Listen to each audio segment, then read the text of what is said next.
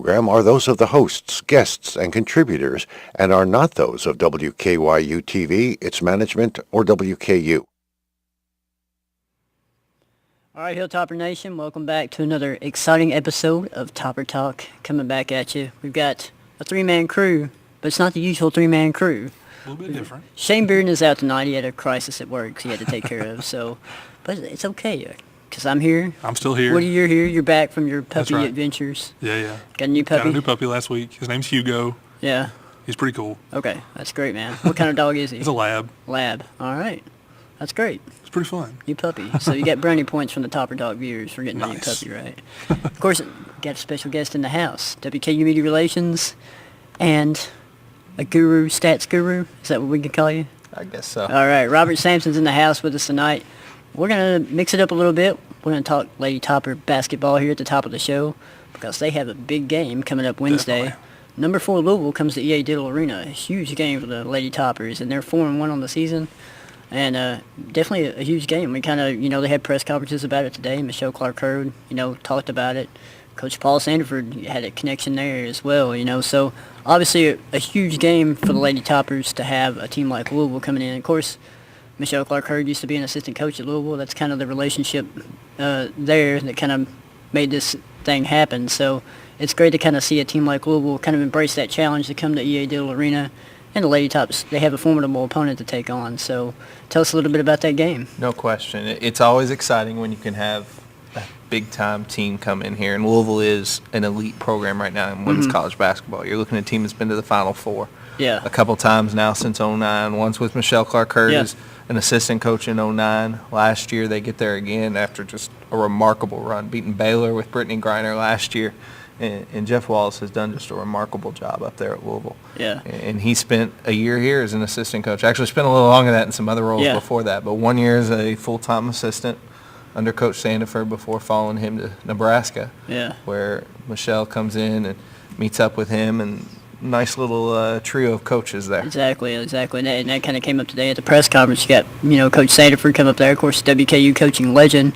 Coached the Hilltoppers to 3 Final Fours during his tenure here, and kind of talked about the relationship and the kind of the connection there with them, especially at Nebraska and at WKU. Of course, Michelle Clark-Hurd being a player, and being the assistant under Jeff Wallace and everything like that. So a really good connection of a good coaching tree connection, of course. So bring that all together. I mean, just kind of talk about the history and everything like that. Of course, Michelle Clark-Hurd on some great teams from like '87 to '90. And you got Waltz being here for a year. Of course, his sister played basketball here too as well. So she's truly a legend here as well. And she actually had the chance to come to our game the other night up at Northern Kentucky, which was really neat. She's the high school coach up in that area. Okay. I'm sure she'll be making the trip down. I know Coach Walls is, I believe it's great-grandfather, told us 91 years old, supposed to be coming for this one. Yeah. So he'll be in. It was really neat today to have Coach Sandiford come up and do the press conference. It was a really, really cool session with him. And just thing after thing he was reeling off today, talking about how cool it is to have these great programs come here. Talking about having Texas come in here back in the mid-'80s, and they sell the place out. But back then it was 12,000-something seats. And to have that atmosphere. And that's what you got to want to get to creating again here. And this program has shown in the past it's capable of getting to the Final Four, being a great program, and had a little lull, but Coach Clark-Hurd really has it back on the upswing. And games like this are what help build that program back and create great excitement here within the community for this program.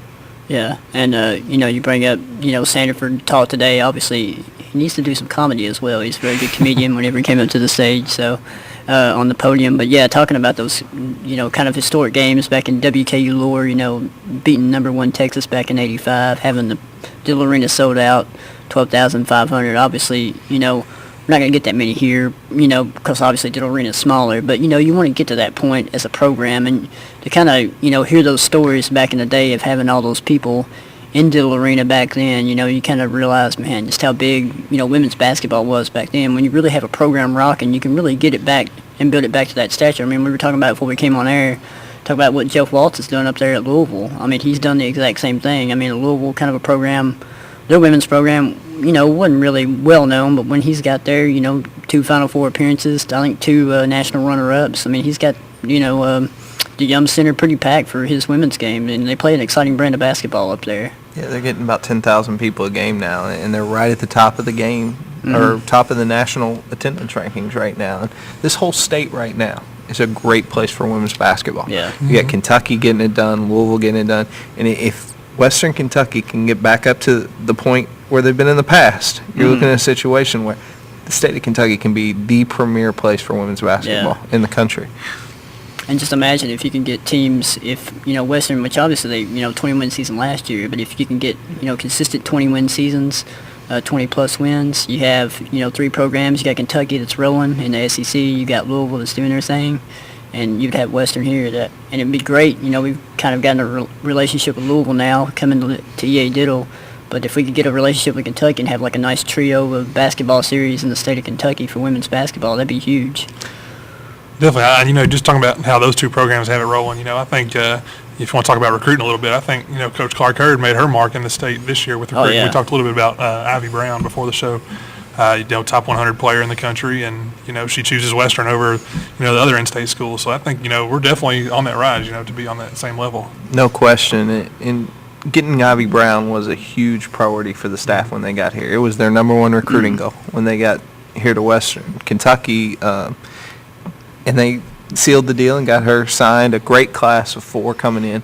Shalika Smith from Glasgow, somebody I know they're really excited about. Kind of in the Chastity Gooch mold. Yeah. Real tough inside. Just talking to somebody earlier today, and they thought, well, I wonder why Coach picked her out. And they said, I bet it's because they thought she thinks of herself when she sees Shalika. So see how that goes. Yeah, you talk about recruiting, another great aspect Michelle Clark Hurd brings to the table. And, being a head coach, I mean, she was a top-notch recruiter at Louisville. Even when she was at Nebraska, a top-notch recruiter there under Paul Sandiford. So that's one of the things she's really known for is recruiting and obviously making an impact really early, going out getting in-state kids, top 100 kids, and obviously they're picking Western Kentucky over in-state schools. So, a sign of things to come. I mean, she's done a remarkable job last year considering the limited roster that she had. To put 22 wins on the board was absolutely an amazing coaching job. And, we sat here and we praised her on the show many times for what she did last year. I mean, you got to think there's nothing but better things to come. And, so far sitting this year, they're 4-1 on the season. Tough road loss at Vanderbilt, but they're a top 25 team as well. So, I mean, to build a program up, and they kind of talked about it at the press conferences today, you have to play teams like that. You might, you're going to be bruised up and battered a little bit, but you learn a lot about yourself as a team when you play games like that and you play in environments like that. And you're going to have another tough challenge when Louisville comes to town. But, I mean, in your eyes, Robert, how's the season shaping up so far? 4-1 so far. You got Louisville coming into the house. You're talking about bringing these good teams in. And last year the schedule was one that allowed this team to grow some confidence throughout the year. A lot of easy games. And it worked really well for this team. And now they're adding some tougher opponents onto the schedule this year. You saw Vandy again was on there. They were last year as well, but adding Louisville, playing Georgetown this year. Yeah. And just continue to add these kind of opponents, and it's going to help with the RPI. The RPI situation looks really good for the team right now. Floating around 60s right now. Yeah. And that'll continue to go up as get some of these other non-conference teams in. And they play some other games. But the ability for this team to continue to get better on a daily basis is present for them with this schedule, and they have some opportunity to beat some nice teams coming up soon. Yeah, they got definitely, like you said, Vanderbilt, you got Louisville, and you also got Georgetown, which is down in Puerto Rico. You'll be down there working on your tan, won't you? We got Maybe some not. basketball games to win. I think that's priority number one. Man, come on. But, obviously, things are really looking good to get off to a good start. Like I said, 4-1, a tough road loss at Vanderbilt. But, we mentioned Chastity Gooch earlier, just a double-double machine. Averaging a double-double right now. So she's obviously the looked at leader of this team, especially down low. Averaging 16 points and 11 rebounds so far this season. And obviously you got some other players like Bianca McGee, Alexis Govan. They're your top-notch players. Obviously some superstars on the team, and they're really stepping up to the plate this year.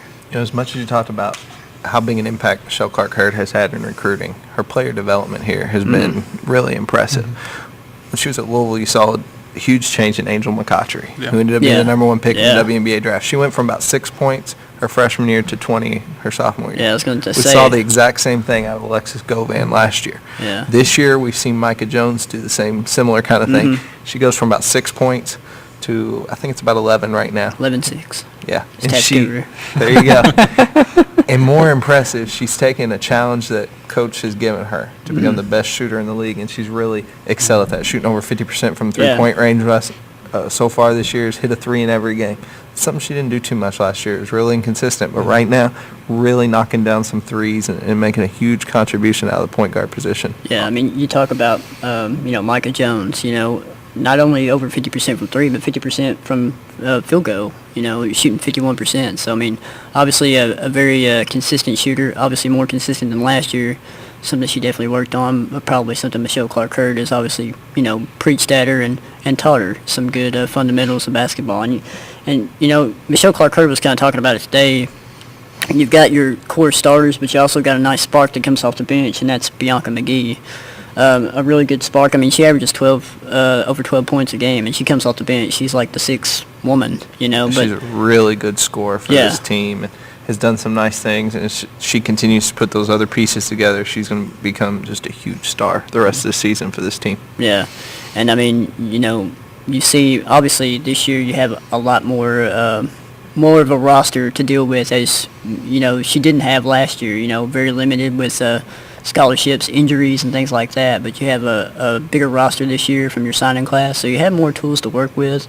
She's obviously doing a really good job in developing those tools, and those players are getting better under her tutelage. So one of the neat things about that angle to things is Chastity and Alexis Govan, they're still getting that same production. They're playing a lot less minutes this year. Yeah. Same kind of averages, but minute-wise, they've really gone down. You've got, I believe it's now 9 or 10 players playing at least 10 minutes a game. Yeah. And that's something last year, there weren't 9 or 10 players on the bench. Exactly. We were usually playing with 9 or less a good chunk of the season. Yeah, wasn't a lot to choose from last year. Walk-ons. So, much better situation where you can play with some depth, play up fast pace. And so far this season, you've seen a lot of offense, a lot of exciting play out of this team, being able to hit the 3-ball, get up and down the court a lot. Yeah. You talk about a lot of offense. We were kind of talking before we came on the air. You talk about Louisville. Obviously, you kind of mentioned it, one of probably the top 4 premier programs in the nation. And they average about 90 points a game. They play up-tempo style. It's a very fast pace.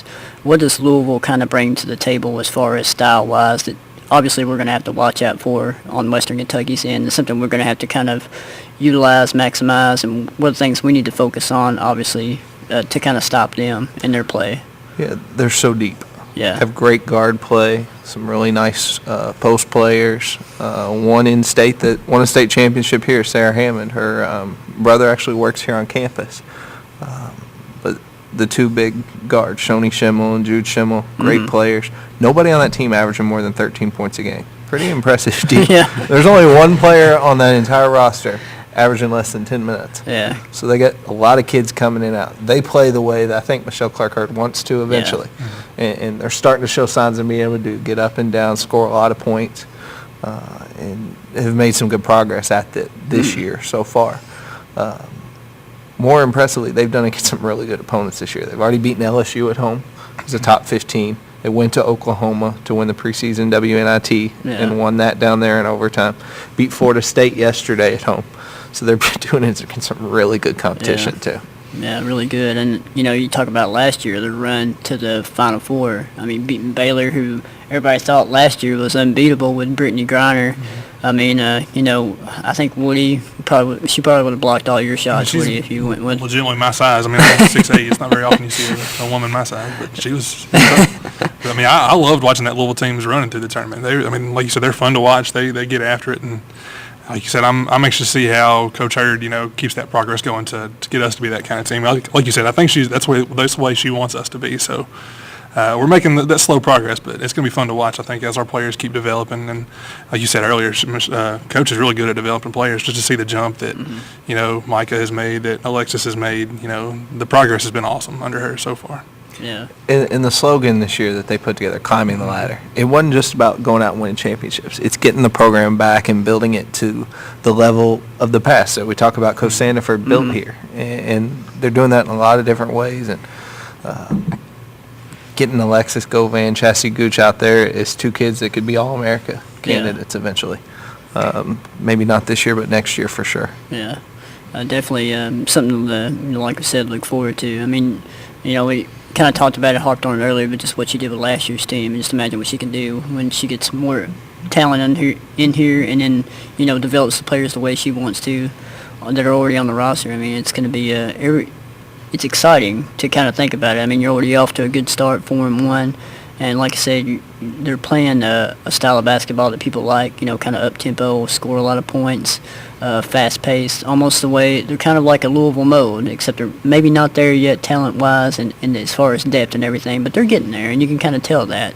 And that's why it's going to be interesting to kind of watch them play Louisville, Wednesday night, because, Michelle Clark-Hurd came from Louisville, and that you can kind of, see she kind of developed a lot of those players that are on the roster. So to kind of see that and see, what she did with those players and know that she's the head coach of our team here at Western Kentucky, I mean, fans should be excited about that, and definitely they need to come out and watch that game. I mean, number 4 team in the nation, not a lot of times that happens whenever they come to EA Diddle Arena, and, fans need to take advantage of that. I know it's holidays and everything like that, but hey, Thanksgiving's not till Thursday, man. Exactly. I mean, come out Wednesday night and check out the basketball game. I mean, that's all you got to do. And you talk about, Paul Sandiford, talking about the old days, 85, Texas coming into town, number 1 team in the nation, scoring that upset in front of 12,500 people. You brought up a good stat, a good record stat before we came on the show. The total record Western Kentucky has against top 5 opponents at EA Diddle Arena. What's that? It's team 6 and 8 against top 5 teams here. That's pretty good. It's pretty impressive. That's pretty good. No question. It's equally impressive to get a top 5 team, come to EA Diddle Arena, but to win 6 times and only lose 8, that's pretty good right there. You're talking about wins against Georgia back when Andy Landers had them really rolling back in the mid-'80s. Yeah. Against Tennessee, Louisiana Tech, who at the time was one of the premier programs, and one of the teams we'll see next year when we go to Conference USA. That's one thing next year. Conference USA is going to be one amazing women's basketball conference. Looking at Old Dominion, Louisiana Tech, Middle Tennessee, and, of course, WKU. Yeah. We've talked about it before for the men's. I mean, you bring up a good point. Equally as good basketball-wise for the women's. You think about La Tech. We used to have big rivalries with them back in the day. And, it'd be good to have those rivalries with kind of old faces again, that we had back in the day. So all those are good things. And, I mean, we sit here and we've talked about this game, big game, Wednesday night, 7 o'clock, EA Diddle Arena. You got ticket information out there, Robert, you want to give out to everybody? Tickets still available through the WKU ticket office and also available through a promotion through IGA stores in the Bowling Green area. Right now you can pick up complimentary tickets with any purchase while supplies last at their area locations. Yeah. So check it out. Wednesday, 7 o'clock. Hey, the number 4 team in the nation's coming to EA Diddle. All you Hilltopper fans out there need to take advantage of that. Come out and support the Lady Toppers. They much appreciate it. And you're going to see a really good, hard-fought basketball game. You got Michelle Clark-Hurd taking on her old team, Louisville. And it's going to be a really good game. And you're going to kind of see the Lady Toppers play really well. And hopefully score the upset. We're 6 and 8 against top 5 teams here. Come on. It can Why happen. not make it 7? That's Never right. know when that ball gets tipped. You never know what's going to happen. So yeah, come check that out. It's going to be a huge game, and that's why one of the reasons we got you on here for the show, to kind of promote it, talk Lady Toppers basketball, because, hey, they deserve the spotlight. 4-1 so far. Absolutely. Had a great year last year. We mention them on the show from time to time, but obviously a huge game for them, so we need to get the word out there. So Hilltopper fans, come out and check them out Wednesday at 7 o'clock. Be there, or be square. You're going to be there. I'll be there. Yeah, you'll be Come there. see me. We'll have You a guys good time. behind the camera I'm going to be thinking there? about going. Okay, you're gonna be. I'm thinking about I it. hope you're gonna be there, man. I will you, be there. You got to control everybody. Okay. You got to control us media types on the sideline. Might there, even so. serve a pregame meal for you. Oh, we got food. I'd appreciate that. No, I appreciate that, man. Okay, so let's switch over. Let's talk. We've talked ladies. Let's talk a little bit of men. Let's review last week. A good week for the Good men. win, yeah. We got 2 wins. Yeah, anytime you get wins, that's a good thing. Wins are good. Yeah. Probably could have looked a little bit better against Sanford, maybe. Yeah. What do you think, Well, Woody? Come on, give me some It was insight, a little man. bit of Come struggle. on. I mean, it was a tough game. Sanford, I mean, you look at their schedule; they've had some tough losses. I mean, Louisiana Monroe beat them by 32 points. Yeah, I mean, Louisiana Monroe had 3 wins last year. Yeah. Right? Coming into that game, I thought it'd be a game where we could show really what we can do. I was looking forward to a nice little blowout type game, but Sanford came out and played hard. They were fired up from the tip, and they took it to us a little bit. But we were fortunate to get the win, and I think that's one of the hallmarks of these Ray Harper coach teams. As we're getting better, as we're going on under him, that we're finding ways to win, even when we don't have our best effort. So Yeah. kind of discouraging to see how we played, but still encouraging that we won for sure. Yeah, I mean, you talk about Sanford. I mean, you kind of go back to the UNC Wilmington win. Mm-hmm. Didn't see really Brandon Price till, maybe garbage time late in the second half. Sanford, he appears in the second half and is the hero for us. Definitely. The walk-on freshman doing his thing.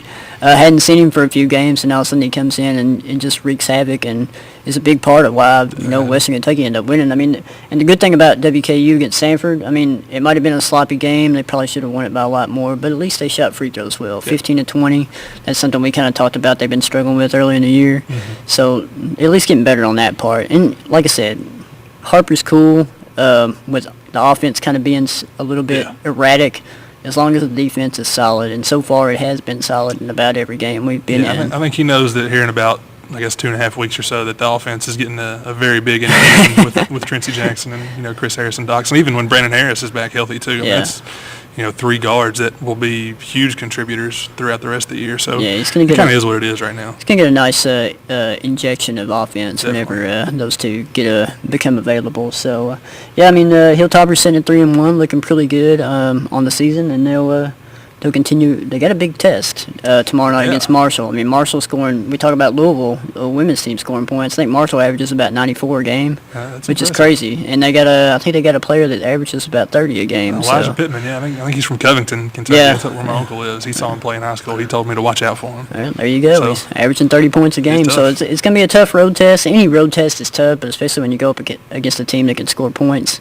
A lot of things have got to go right. So the defense will definitely be tested tomorrow night. So it'll be interesting to see how they do against Marshall. So hopefully they'll go up there and get the big W and bring it back to WKU. If that's a win that we can get, that should put us on a very good trajectory for the rest of the season. 'Cause, these first 8 games without those other guards I mentioned, you kind of have to fight through those. Yeah. And if we win at Marshall and you get the wins at home that we should win, we'll be sitting in really good shape going into conference play. And who knows, maybe at the end of the year you're looking at potential at-large bids. If that's a situation you want to be in. You got to place yourself, as good of a shape as you can be. Yeah, and winning a game like that on the road at Marshall may end up looking like a really good win at the end of the season. So definitely give a shout out to them. Hopefully they can bring home the victory tomorrow night and keep rolling along. 3-1. The ladies are 4-1. So basketball's doing really well right now. So we're going to kind of switch it over toward the end of the show. We got football to talk about because football had a nice performance Saturday against Texas State, 38-7 win.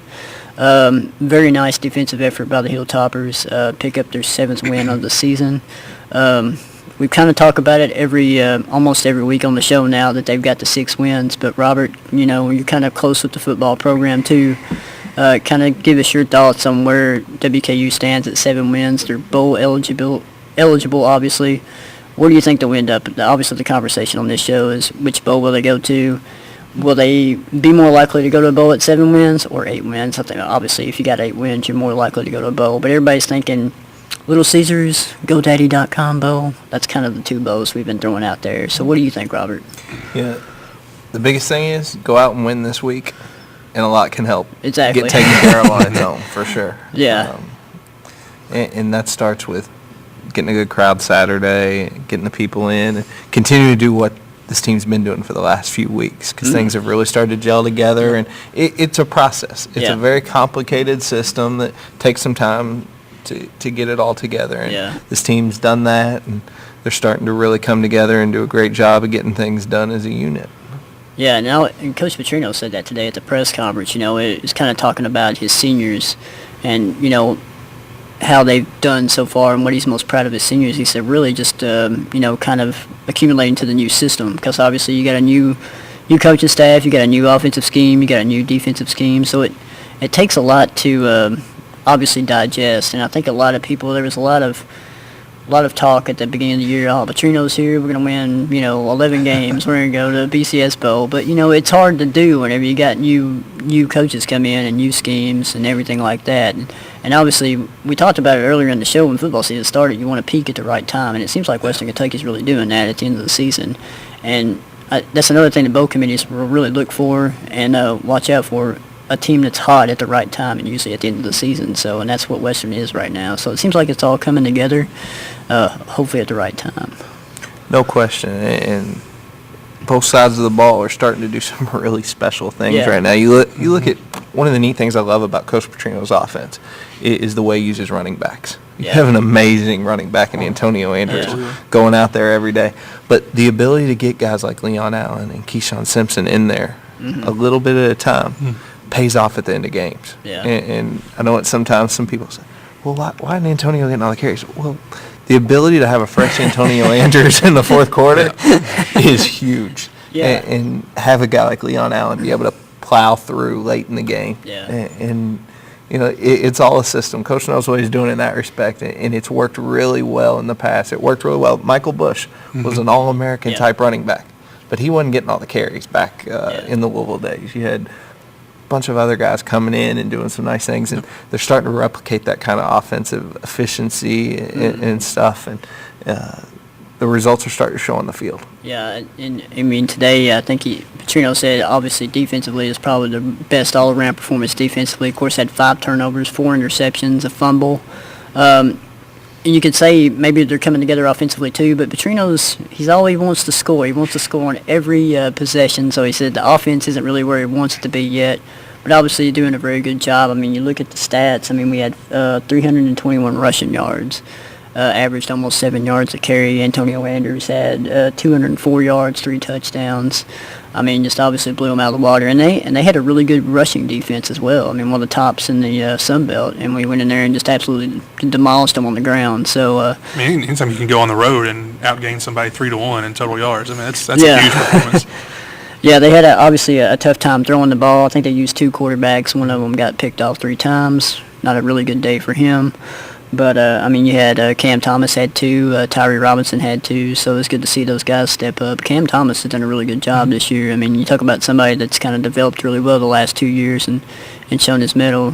Cam Thomas has been doing a really good job. And I love Nick Holt kind of plays an aggressive defense. You saw Arias Wright, I think he grabbed a couple of sacks, against Texas State too. So doing a really good job defensively. I think the defense is really peaking at the right time, and we're pretty satisfied with the offense. Brandon Dowdy's done a really good job the last 2 weeks as far as just playing his game. The touchdowns aren't there, but the interceptions aren't as well. There's the turnovers they've kind of disappeared for a little bit, and that's been Western's bugaboo. I mean, if it wasn't for the turnovers, we have a lot better record right now, but it is what it is, and like I said, we're peaking at the right time, and that's good. 7 wins, get to 8. That'd be a great season for us. I mean, that'd be a record-setting season for us in the FBS to get 8 regular season wins and hopefully go to a bowl game and hopefully get number 9. So no question, and great bowl opportunities ahead if you can get this win this weekend, and fans can go on and reserve their bowl tickets now. Right. And, those are the kind of things, in addition to winning and all that, help in trying to get these bowl bids, because it's a back and forth with the bowls and through the conference trying to get that bowl bid secured. Got to negotiate, but we got one of the best negotiators out there in Todd Stewart, right? No question. And I know a lot of people are like, oh, I don't want to go back to Little Caesars Bowl or Detroit. Look, it's a good bowl game. Look, I had fun in The Detroit. only problem I had with it was the weather driving up there, which we ran off in the ditch, but that's neither here or there. But anyway, we're running out of time. I'd like to thank Robert Sampson for coming on. And don't forget, Lady Topper is playing number 4 Louisville Wednesday night. Go out and see them. Go Tops.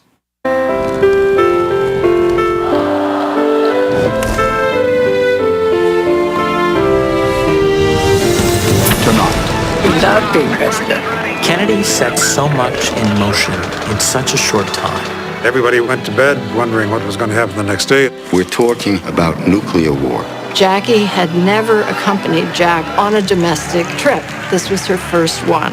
Part 2 of JFK on American Experience. Hey Hilltopper Nation, tune in each week for Coach's Corner with WKU head football coach Bobby Petrino. You'll get an in-depth look at the 2013 Hilltopper team, meet other coaches and players, and see the highlights from every game. That's right, here on Coach's Corner with Bobby Petrino.